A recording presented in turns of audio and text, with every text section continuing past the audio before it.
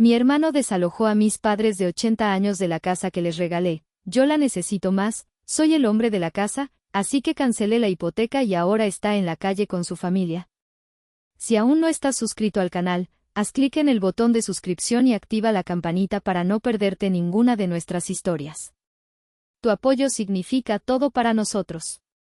Si esta historia te parece interesante, déjale un like. También me encantaría saber de qué ciudad eres, déjanos el nombre de tu ciudad en los comentarios. Ahora, empecemos con la historia. Me llamo Itzel. Y esta no es una historia de venganza, no del todo. Es la historia de un límite.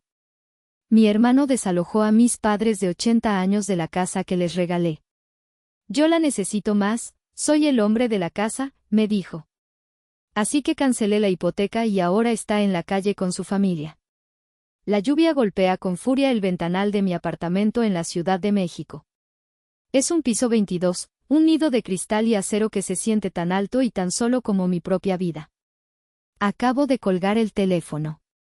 Del otro lado de la línea, la voz de mi madre, Amalia, se quebraba entre sollozos y excusas. Héctor y Lidia, ellos necesitan la casa más que nosotros, hija. Él es hombre, es el pilar de su familia. No gritó, no suplicó. Su voz era la de una rendición, la de una culpa que ni siquiera intentaba ocultar. Y en ese instante, no sentí rabia. No sentí el fuego de la traición que uno esperaría. Sentí un vacío. Un silencio helado que se extendió desde mi pecho hasta la punta de mis dedos. Era la misma sensación que tienes cuando sostienes con cuidado una pieza de cerámica que te ha costado toda una vida moldear, una pieza única y preciosa, solo para que la persona que más amas la tome de tus manos, la arroje contra el suelo y te diga, con la más cruel de las simplezas, que sus pedazos rotos le serán de más utilidad a alguien más. La casa, esa casa de 3,5 millones de pesos en las afueras de Guadalajara, no era solo ladrillos y cemento. Era mi disculpa por todas las cenas familiares a las que falté. Era mi compensación por cada cumpleaños que celebré sola frente a una pantalla de computadora. Era mi ofrenda de paz, mi intento desesperado por comprar un lugar en un corazón del que siempre me sentí inquilina. Y ellos, mis propios padres, acababan de dársela al único hombre que se había dedicado a romper cada cosa que yo construía. Para entender la demolición, hay que entender los cimientos. Y los cimientos de mi familia siempre estuvieron chuecos, inclinados hacia un solo lado, el de mi hermano mayor, Héctor. Mi infancia es un museo personal lleno de exhibiciones que demuestran mi invisibilidad, piezas de arte talladas con el cincel de la injusticia silenciosa. La primera y quizás la más dolorosa es una que titulé El sueño robado. Tenía 18 años. Mis manos aún temblaban cuando abrí el sobre con el membrete de una prestigiosa universidad en España. Había ganado una beca parcial para estudiar arquitectura, mi sueño, mi obsesión desde que aprendí a sostener un lápiz. Corrí a la sala, agitando el papel como si fuera un boleto dorado. Mi madre lo tomó, lo leyó, y su sonrisa fue tan frágil como el cristal. Mi padre, Isidro, solo asintió, con la mirada perdida en el televisor. Esa misma semana, Héctor, que entonces tenía 21 años, chocó el coche de mi padre. No tenía seguro, y el otro conductor amenazaba con demandar. La reunión familiar fue esa noche. No se habló de mi beca. Se habló de la desgracia de Héctor. Mi padre, con la voz grave de un patriarca sentenciando, dijo, Itzel, hija, lo de España es una oportunidad maravillosa, pero la familia está primero. No podemos costear la otra mitad de la colegiatura y los gastos con este problema encima. Usaron la palabra familia como si fuera un concepto que me excluía. 2 semanas después, descubrí por una tía que habían sacado un préstamo considerable, no para arreglar el coche, sino para pagar la deuda de juego que Héctor había acumulado y que era la verdadera razón del accidente. Mi sueño de ver las obras de Gaudí se disolvió para financiar la irresponsabilidad de mi hermano. Yo me quedé en Guadalajara. Él siguió con su vida, sin una sola consecuencia. La segunda pieza de mi colección se llama El amor pospuesto. A los 28, yo era arquitecta junior en un despacho en Guadalajara. Y estaba enamorada. Se llamaba Daniel, un ingeniero brillante, amable, que me veía a mí, a Itzel, no a la hija, no a la hermana, no a la chequera andante. Me veía con una admiración que nunca había encontrado en los ojos de mi propia familia. A él le ofrecieron un puesto directivo en Monterrey, una oportunidad de oro. Una noche, con el anillo en la mano, me pidió que me fuera con él. Construyamos nuestra vida juntos, Itzel, me dijo. Mi corazón gritaba que sí. Pero entonces, como un reloj suizo programado para la calamidad, sonó el teléfono. Era mi madre. Héctor, de 31, había sido despedido de nuevo.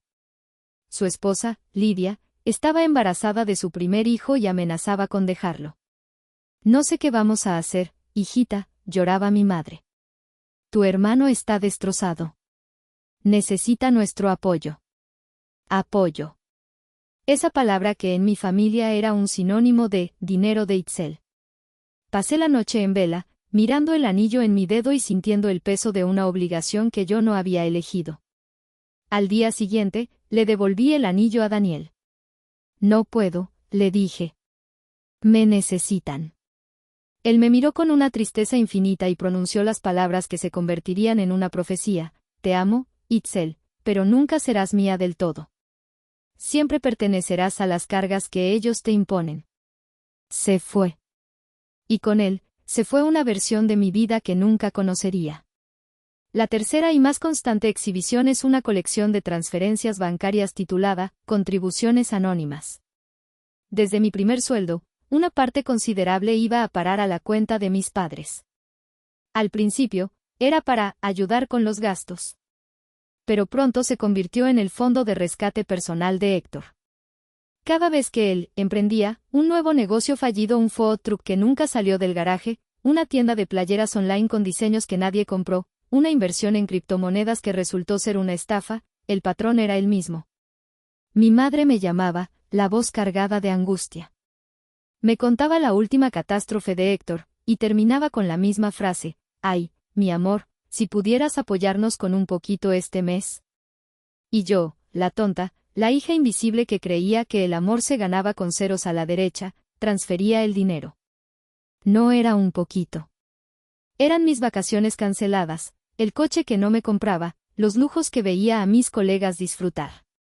Era mi vida, empaquetada en sobre sin remitente, destinada a un agujero negro de deudas y excusas. Yo veía las fotos de Héctor y Lidia en redes sociales, de viaje en la playa, estrenando ropa, comiendo en restaurantes caros. Y sentía el sabor amargo de la ironía. Mi éxito no era para mí.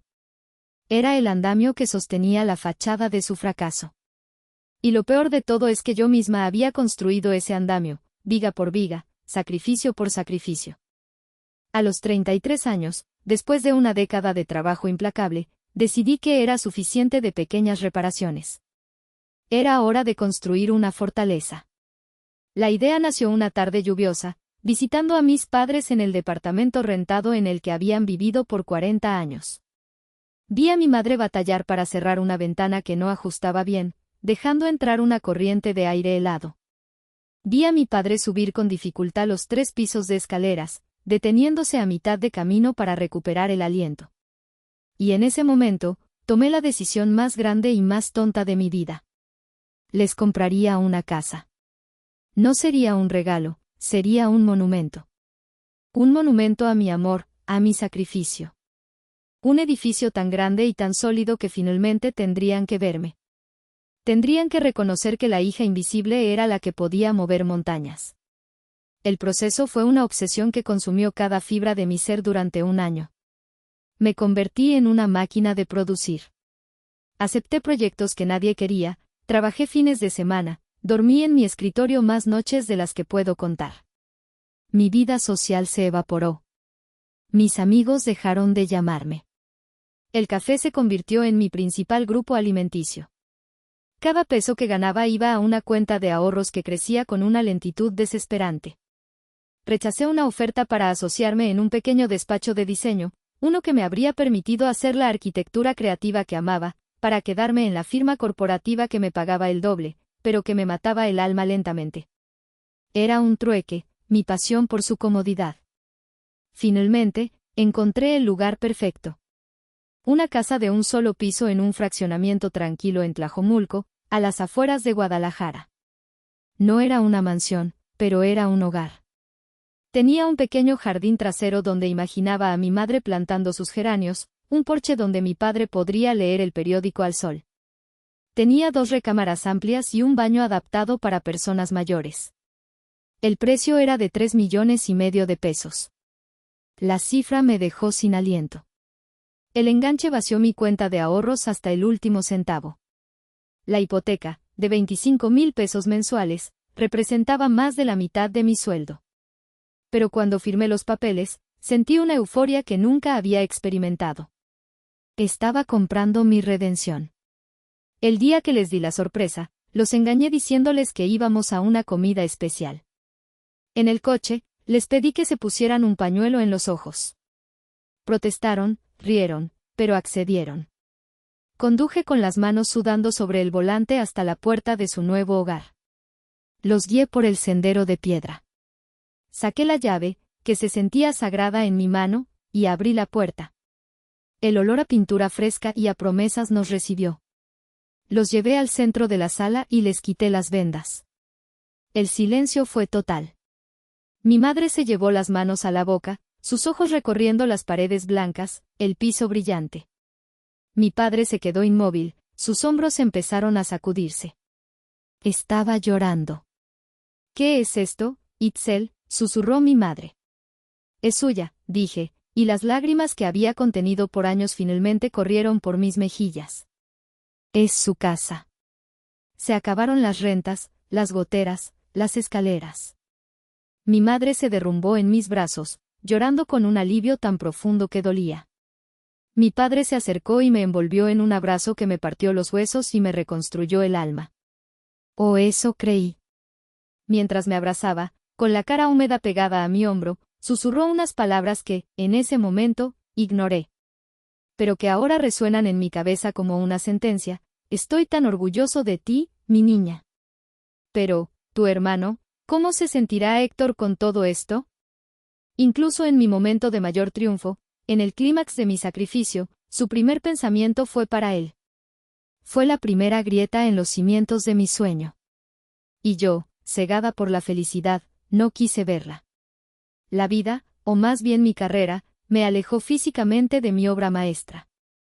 A los pocos meses de que mis padres se instalaran, la firma me ofreció una posición irrenunciable: dirigir un proyecto masivo desde la sede central en la Ciudad de México. El sueldo era astronómico, pero el precio era la distancia. Me mudé, pero dejé todo perfectamente orquestado para que mi ausencia no se sintiera. Automaticé el pago de la hipoteca y de todos los servicios desde mi cuenta. Les dejé una tarjeta de crédito adicional con un límite generoso para sus gastos, comida, medicinas, lo que fuera. No quiero que se preocupen por nada, les repetí hasta el cansancio. Solo disfruten. Los primeros meses fueron una postal de la felicidad que yo había diseñado. Hablaba con mi madre a diario. Su voz sonaba más ligera, casi juvenil. Me contaba con una emoción infantil sobre las rosas que había plantado, sobre la vecina que le compartió una receta de flan, sobre la paz de dormir sin el ruido del tráfico. Cada una de sus palabras era un bálsamo para mi conciencia, la justificación de mis jornadas de 14 horas. Pero la perfección es un estado frágil. Alrededor del 6º mes, el tono de las llamadas comenzó a cambiar. Sutilmente. Las conversaciones se acortaron. La alegría en la voz de mi madre fue reemplazada por una fatiga tensa. Y entonces, como una gotera persistente, comenzaron a aparecer las fisuras. Ay, hijita, me dijo una tarde, fíjate que este mes el recibo del agua llegó altísimo. ¿No serás malita de depositar un extra?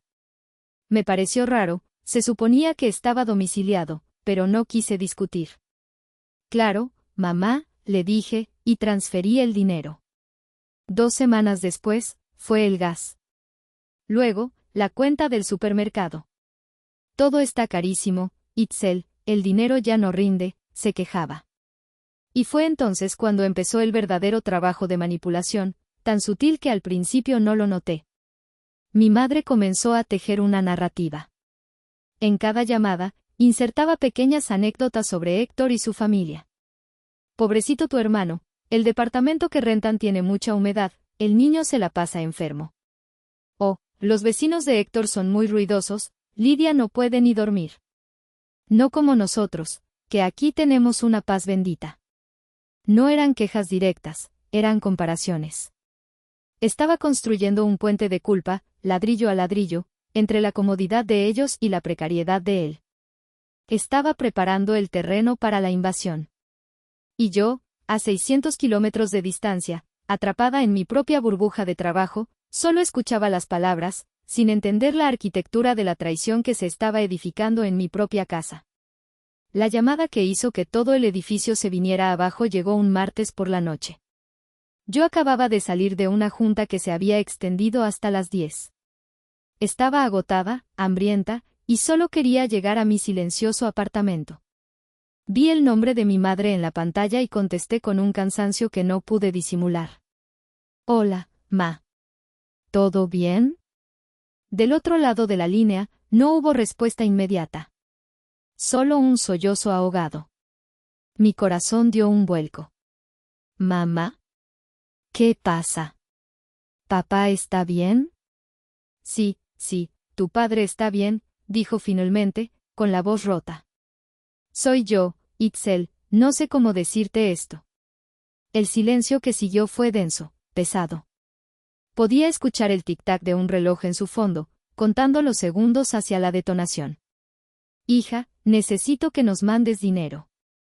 Unos 20,000 pesos, si puedes. La cifra me golpeó como un ladrillo. Era mucho más de lo que jamás había necesitado. ¿20,000? ¿Para qué, mamá? ¿Hubo una emergencia? Es que tu hermano, empezó, y su voz se desmoronó en un llanto abierto. A Héctor y a Lidia los corrieron del departamento, Itzel. No pagaron la renta en 3 meses. No tienen a dónde ir. Están aquí, en la casa. Sentí que el aire se escapaba de mis pulmones. La imagen fue instantánea y brutal, Héctor, Lidia, sus hijos, invadiendo el santuario que yo había construido. ¿Están ahí? ¿Desde cuándo? Llegaron hace un mes, mi amor. Dijeron que era solo por unos días, mientras encontraban algo. Un mes, exclamé, mi voz subiendo de tono por primera vez. ¿Y todo el dinero extra que te he estado mandando? ¿El del agua, el del gas, el del súper? Silencio. Un silencio culpable, un silencio que lo confesaba todo. Se lo diste a él, ¿verdad, mamá? Lo necesitaban, Itzel, susurró. No tenían ni para leche. Son tus sobrinos. Y entonces, soltó la bomba final, la frase que pulverizó la última partícula de mi ingenuidad. Hija, tenemos que hablar.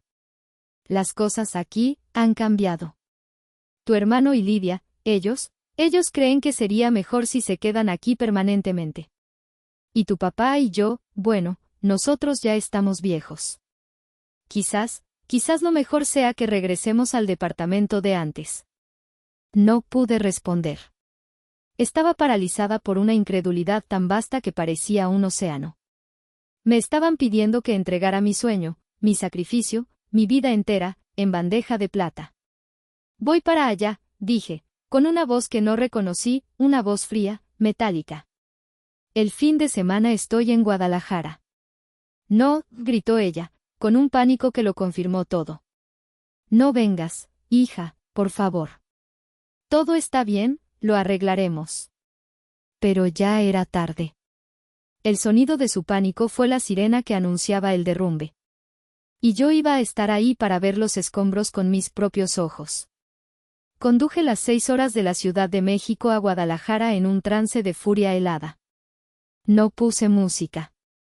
El único sonido era el zumbido del motor y el latido sordo de la traición en mis sienes. No les avisé que iba. La sorpresa era mi única arma. Llegué al fraccionamiento al atardecer del sábado.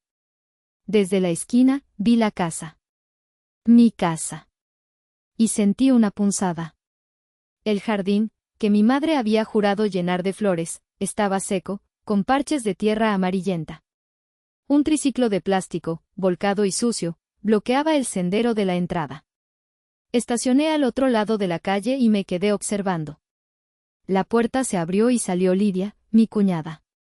Llevaba puesto un vestido de marca que yo sabía perfectamente que no podían permitirse. Hablaba por un celular nuevo, riendo a carcajadas. Detrás de ella, mi sobrino pequeño corría descalzo por el pasto seco, gritando. Se veían como los dueños. Se sentían los dueños. Respiré hondo y crucé la calle. Toqué el timbre. Fue Lidia quien abrió. Su sonrisa se congeló al verme. ¿Itzel? ¿Qué haces aquí? No le respondí. La aparté suavemente y entré. El interior era peor de lo que había imaginado. No era solo el desorden, los juguetes tirados, la ropa sobre los muebles nuevos que yo había elegido con tanto cuidado. Era el olor. Una mezcla agria de comida frita, pañales y una especie de abandono. En el sofá, mi sofá, estaba Héctor, viendo un partido de fútbol con el volumen al máximo, con una cerveza en la mano. Ni siquiera se levantó. Solo me miró por encima del hombro y levantó la barbilla a modo de saludo. Mi mirada recorrió la estancia buscando una señal de mis padres. No había nada. Ni los libros de mi padre en la mesita, ni el tejido de mi madre en su sillón. En su lugar, sobre la pared principal, donde yo había colgado un hermoso paisaje, ahora había un retrato de boda gigante de Héctor y Lidia. Habían borrado a mis padres. Habían borrado mi sacrificio. ¿Dónde están?, pregunté, mi voz era un susurro peligroso. Lidia se encogió de hombros, con una insolencia que me revolvió el estómago. Ah, tus papás. Se regresaron al departamento de siempre. La verdad, esta casa les quedaba muy grande. Se sentían solos. Fue entonces cuando Héctor decidió intervenir. Se levantó perezosamente, se estiró como un gato satisfecho y se acercó a mí. Puso una mano en mi hombro, un gesto que pretendía ser conciliador pero que se sentía como una marca de propiedad. Mira, hermanita, dijo con ese tono condescendiente que siempre usaba conmigo. Hay que ser prácticos. Esta casa es para una familia. Con niños. Risas. Vida. ¿Entiendes? No es un mausoleo para dos viejitos. Lo miré, sin poder creer la audacia, el descaro. Y entonces, pronunció la frase que selló su destino. Me miró directamente a los ojos, sin una pizca de remordimiento, y dijo, además, seamos honestos, Itzel. Yo soy el hombre de la casa. Mi responsabilidad es más grande. Tú puedes cuidarte sola. Yo tengo que cuidar de ellos. Es lo que un hombre hace. La sangre se me heló en las venas. Ya no había nada que decir. La declaración de guerra había sido firmada, sellada y entregada. Di media vuelta y salí de ahí sin decir una palabra más, dejando atrás el sonido de su risa satisfecha y el olor a fritanga de mi sueño profanado. No fui al viejo departamento. No podía enfrentarme a la mirada de mis padres. No todavía. Conduje sin rumbo, hasta que mis manos me llevaron instintivamente a un lugar familiar, un refugio de mi adolescencia, el taller mecánico de mi tío Saúl. Saúl, el hermano menor de mi padre, era un hombre de pocas palabras y manos permanentemente engrasadas. Era el observador silencioso de nuestra familia, el que veía las grietas que todos pretendían ignorar. Me encontró sentado en un banco, con la mirada perdida. No me preguntó qué pasaba. Se sentó a mi lado, limpiándose las manos con un trapo, y esperó. Y yo hablé. Le conté todo, desde la llamada de mi madre hasta las palabras de Héctor. Las palabras salían de mí como un torrente, una mezcla de rabia y de un dolor tan profundo que me ahogaba. Cuando terminé, el silencio se instaló en el taller, solo roto por el goteo de aceite de un coche a medio reparar. Tío Saúl suspiró, un sonido pesado, cargado de años de frustración contenida. No estoy sorprendido, sobrina, dijo finalmente, con su voz ronca. Esto se veía venir desde hace mucho. No lo entiendo, tío, le dije, mi voz era un hilo. ¿Por qué? ¿Por qué siempre él? Mi tío dejó el trapo a un lado y me miró fijamente. Sus ojos, usualmente amables, ahora tenían un brillo duro, el de alguien que está a punto de revelar una verdad dolorosa. Porque tus padres no te están haciendo esto a ti, Itzel. Se lo están haciendo a ellos mismos. Y te usan a ti para pagar sus propias deudas emocionales. Me contó una historia que yo desconocía por completo.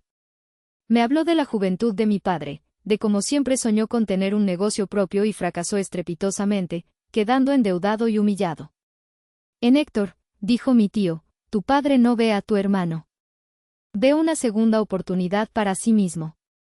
Cada vez que le da dinero, cada vez que lo rescata, siente que está arreglando su propio pasado. ¿Y mi madre?, pregunté. Tu madre. Héctor fue un niño enfermizo. Pasó sus primeros años entrando y saliendo de hospitales. Amalia casi lo pierde 2 veces. Desde entonces, vive con un miedo perpetuo. No lo ve como un hombre de 37 años, lo ve como ese niño frágil que necesita ser protegido del mundo a toda costa.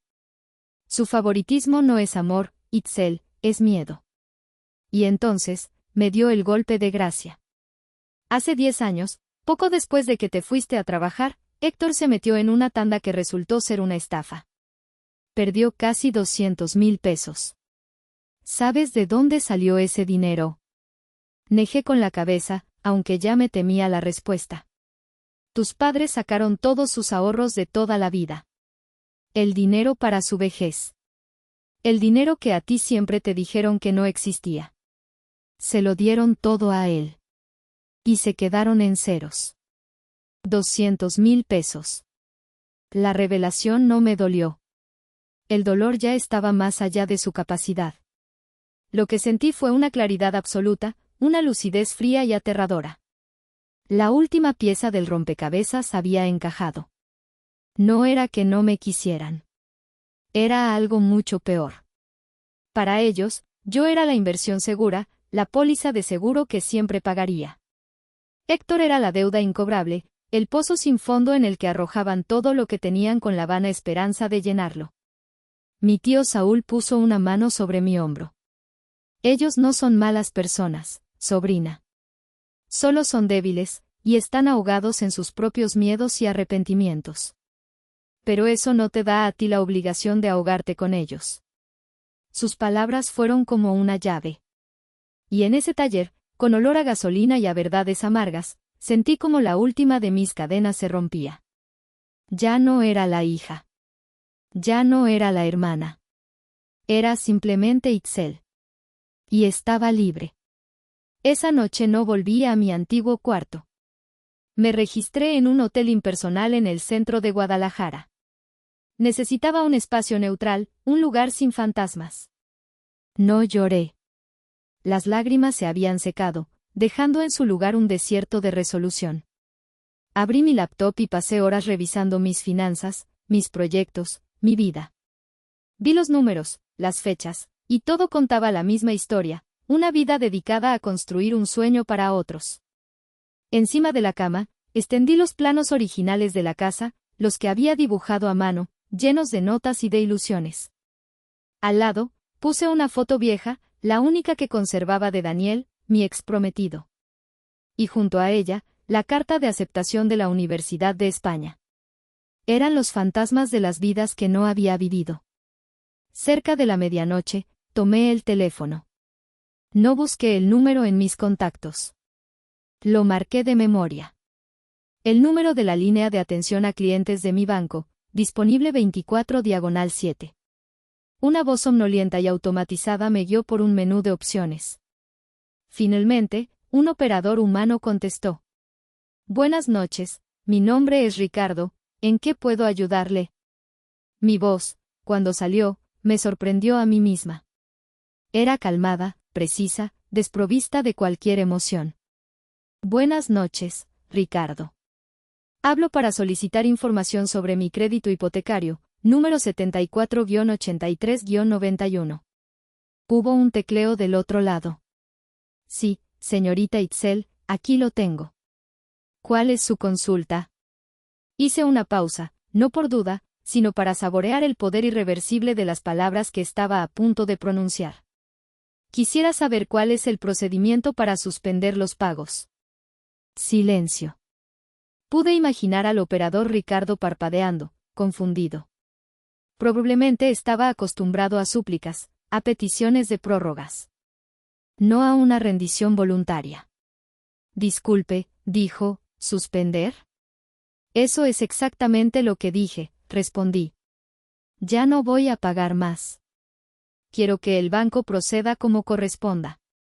El operador, recuperando su guión, me advirtió de las consecuencias. Señorita, entiendo, pero ¿debo informarle que esto afectará gravemente su historial crediticio? Lo interrumpí. Ricardo, dije con una calma que debió helarle la sangre.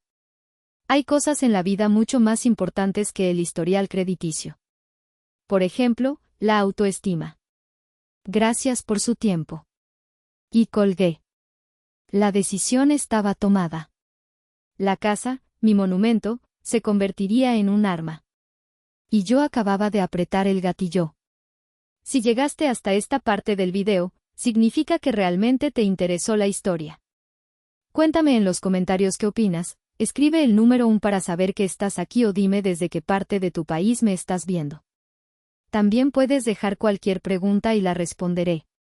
Regresé a la Ciudad de México y me sumergí en el trabajo como si fuera un búnker. Borré el número de mis padres y el de Héctor de mi teléfono. Corté toda comunicación. El primer mes, el silencio fue absoluto.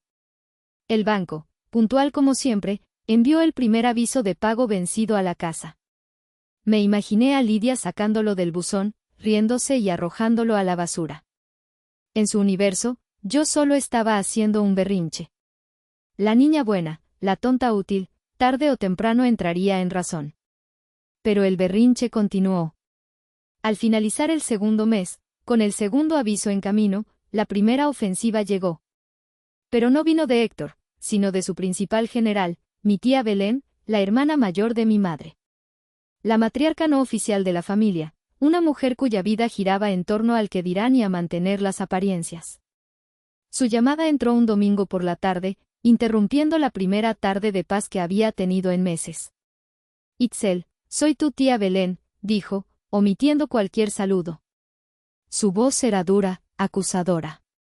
Hola, tía. ¡Qué milagro! ¿Milagro? Milagro el que vas a necesitar tú. Me acaba de hablar tu madre, desconsolada. Tu cuñada Lidia le llamó llorando. ¿Se puede saber qué demonios estás haciendo? ¿Cómo que no estás pagando la casa? Respiré hondo, preparándome para la batalla. Estoy haciendo lo que debía hacer hace mucho tiempo, tía. Estoy dejando que Héctor asuma, por primera vez en su vida, las consecuencias de sus actos. Escuché un bufido de indignación. Pero qué criatura tan egoísta eres. ¿Y tus padres? ¿No piensas en ellos? Esa casa es su patrimonio. La ironía era tan espesa que casi podía masticarla. Tía, dije, mi voz peligrosamente tranquila. Mis padres están viviendo en el mismo departamento rentado de siempre, porque tu sobrino consentido los echó a la calle. Así que no me hables de su patrimonio. La que está en riesgo es la familia de Héctor, no mis padres. Pero tiene hijos, chilló ella, usando el escudo humano definitivo. ¿Vas a dejar a tu sobrino sin techo por un capricho? ¿Qué clase de monstruo eres, Itzel? La familia es sagrada. Era el mismo discurso, el mismo chantaje emocional que habían usado para desangrarme durante años. Pero el veneno ya no me hacía efecto. Me había vuelto inmune. Tienes razón, tía, dije, y mi calma la descolocó. La familia es sagrada. Y es precisamente porque es sagrada que no se traiciona. No se roba. No se manipula. Hice una pausa y luego añadí, durante 34 años, he intentado comprar el amor de mi familia. Ahora me doy cuenta de que no está a la venta. Así que he decidido dejar de pagar por él. Con permiso, tía. Tengo cosas que hacer. Y colgué. No le di tiempo a responder. Apoyé el teléfono en la mesa y miré por el ventanal. La ciudad se extendía a mis pies, indiferente. La primera oleada del ataque había sido repelida. Sabía que vendrían más. Pero yo ya no era una víctima escondida en una trinchera. Era la arquitecta de mi propia fortaleza. Y los muros eran más altos de lo que ellos jamás podrían imaginar. Pasó otro mes. El tercer aviso del banco ya no era una carta, era una notificación formal con un lenguaje legal que no dejaba lugar a dudas. Sabía que la presión estaba llegando a un punto crítico. Decidí que era hora de un último acto, no de negociación, sino de claridad. Una última oportunidad para que eligieran la salida fácil. Conduje de nuevo a Guadalajara. Esta vez, el viaje se sintió diferente. No había furia, solo una determinación fría. No me acerqué a la casa. Estacioné a una cuadra de distancia, en un lugar desde donde podía ver la fachada. Saqué mi teléfono y marqué el número de Héctor. Contestó al tercer timbrazo, su voz sonaba irritada. ¿Qué quieres, Itzel? Estoy en Guadalajara, dije, sin rodeos. Ah, sí. ¿Ya se te pasó el berrinche? ¿Vienes a pedir perdón? Me reí. Una risa seca, sin alegría. No, Héctor. No vengo a pedir perdón. Te estoy llamando para darte una última oportunidad. Estoy viendo la casa desde mi coche. Tu casa. Hubo un silencio del otro lado. Pude sentir su confusión. Acaba de llegar la notificación de inicio del proceso de ejecución hipotecaria. Eso significa que el banco va a demandar y se va a quedar con la propiedad. Tienes 3 meses de pagos atrasados, más intereses y cargos moratorios.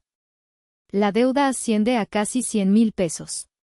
¿Y a mí qué me dices?, espetó, intentando sonar desafiante, pero pude detectar una nota de pánico en su voz.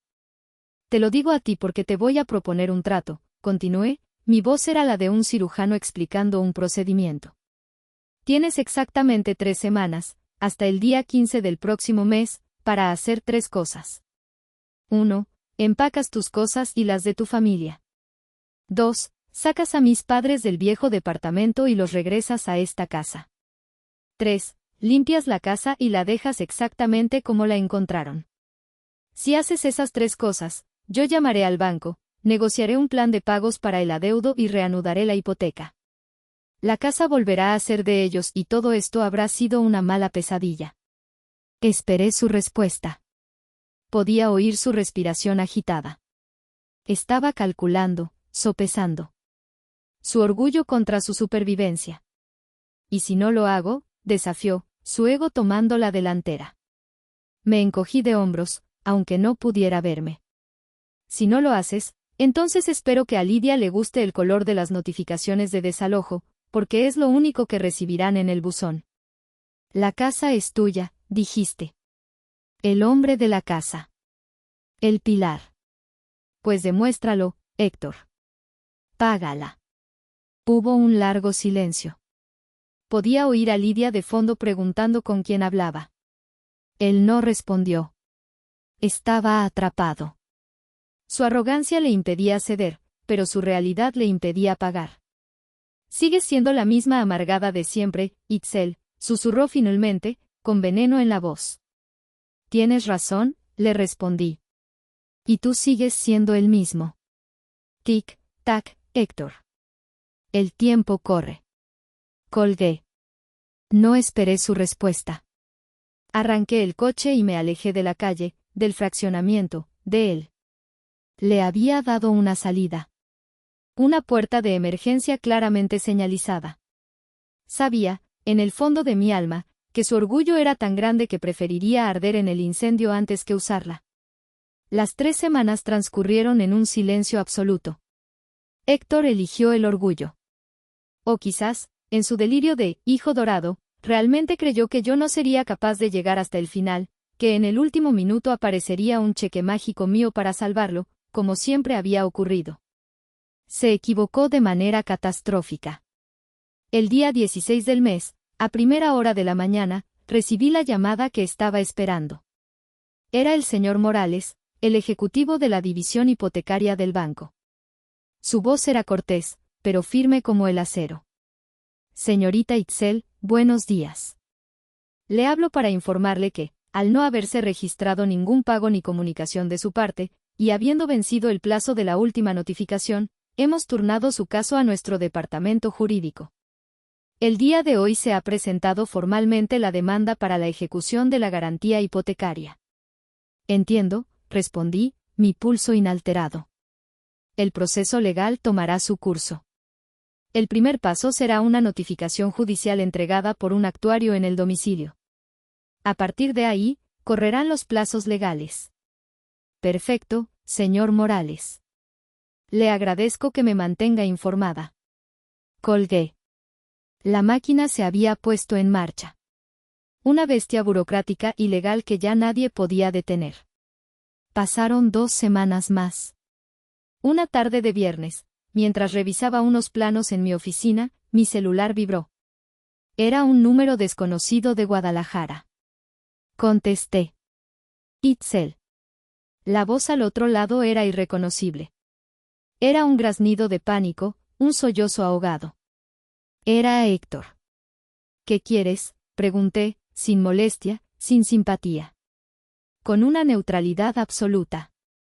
Vino un hombre, un actuario, balbuceaba, entrecortado por el llanto. Nos entregó unos papeles. Dice que nos van a embargar, que nos van a sacar a la calle. Itzel, por el amor de Dios, tienes que parar esto. Haz algo. Su terror era palpable. El hombre arrogante, el pilar de la casa, se había desmoronado. Era solo un niño asustado al que le estaban quitando su juguete. Te di una advertencia, Héctor, repliqué, mi voz fría como el hielo. Te di una salida. La ignoraste. Pensé que estabas bromeando. Creí que entrarías en razón. Somos familia, carajo. Tú dejaste de actuar como mi familia el día que pusiste a nuestros padres en la calle. Tú mismo dijiste que la casa te correspondía. Bueno, pues ahora te corresponde la deuda que viene con ella. Son casi 100,000 pesos de mensualidades atrasadas, más lo que se acumule de gastos legales. ¿Los tienes? Un gemido fue su única respuesta. Eso pensé, continué, implacable. Así que escúchame bien, porque no te lo voy a repetir. Este proceso ya no lo puedo detener yo, aunque quisiera. Es un asunto legal. Tienen un plazo para liquidar la deuda o para desalojar voluntariamente. Si no lo hacen, un juez ordenará el desalojo forzoso. Con la policía. ¿Entendiste? Se quedó en silencio, solo se escuchaba su respiración agitada. Y entonces, en un último y patético intento, jugó la carta que siempre le había funcionado. Te odio, susurró con un veneno que me erizó la piel. Eres un monstruo sin corazón. Me reí. No fue una risa alegre, fue una risa seca, vacía. Puede ser, le dije. Pero prefiero ser un monstruo que seguir siendo tu tonta. Y sin esperar respuesta, colgué. Bloqueé su número. La guerra no había terminado, pero la batalla final estaba ganada. Los siguientes meses fueron un borrón de correos electrónicos de abogados y documentos legales que firmaba digitalmente. Yo era una espectadora de mi propia demolición. No volví a hablar con Héctor. Mis padres, que para entonces ya vivían conmigo en un pequeño cuarto de huéspedes en mi departamento, estaban al tanto. No me reprocharon nada. Veía en sus ojos una tristeza profunda, una culpa silenciosa, pero también un inmenso alivio. Estaban a salvo. Y por primera vez en sus vidas, estaban siendo cuidados sin que eso implicara el sacrificio de su otro hijo. El día del desalojo, agendado para un martes a las 11 de la mañana, no quise estar allí. No quería presenciar el circo de su derrota. Pero una parte de mí, La arquitecta que necesitaba ver el final de su proyecto, necesitaba un cierre. Le había pedido a una vecina del fraccionamiento, una señora amable llamada Elvira, que me mantuviera informada si no era mucha molestia. La llamada de doña Elvira entró a las 11:30. Señorita Itzel, dijo, su voz era un susurro excitado, como de quien narra un evento histórico. Ya están aquí. Es un escándalo. Mi corazón dio un vuelco. ¿Quién es? Pues el actuario, 2 patrullas, y un camión de mudanzas de los más feos que he visto. Su cuñada está gritando como una loca en la banqueta. Le está diciendo de todo al pobre actuario. Cerré los ojos, imaginando la escena. Lidia, siempre tan preocupada por las apariencias, ahora protagonizando un espectáculo para todo el vecindario. ¿Y los muebles?, pregunté, mi voz apenas audible. Los están sacando todos a la calle, señorita. Los sillones, las camas, cajas de ropa, todo amontonado en la banqueta. Su hermano nomás está ahí parado, pálido como un papel, sin mover un dedo. Ah. Y espere, lo peor de todo, hizo una pausa dramática. La señora, su cuñada, se estaba peleando con uno de los cargadores porque no quería soltar una bolsa de mano, una de esas de marca, carísimas. Gritaba que era lo único de valor que tenía. La imagen era tan patética que me provocó una punzada de algo parecido a la lástima. Y entonces, doña Elvira me dio el golpe final. Y los niños, señorita, ay, qué pena me dan esas criaturas. Los 2 están sentaditos en la banqueta de enfrente, abrazaditos, nomás viendo todo con sus ojitos asustados. La imagen de mis sobrinos, 2 niños inocentes atrapados en el egoísmo de sus padres, fue una puñalada directa al corazón. La culpa, esa vieja conocida, amenazó con ahogarme. ¿Había ido demasiado lejos? Respiré hondo y me obligué a recordar. Recordé a mi madre llorando en el viejo departamento. Recordé a mi padre con la mirada vacía. Recordé 30 años de ser invisible. No. Esto no era mi culpa. Era la consecuencia. Era la cosecha.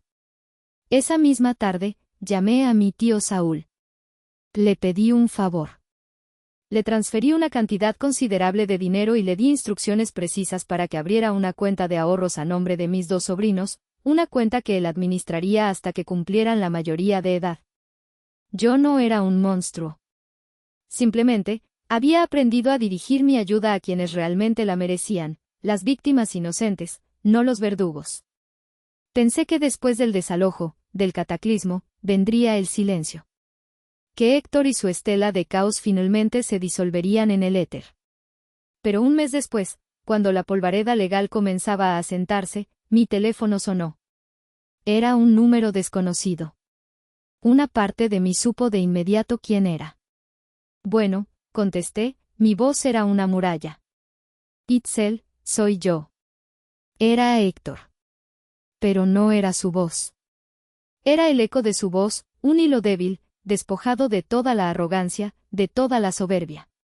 Sonaba como un extraño. Me quedé en silencio, esperando. El silencio era mi nuevo poder.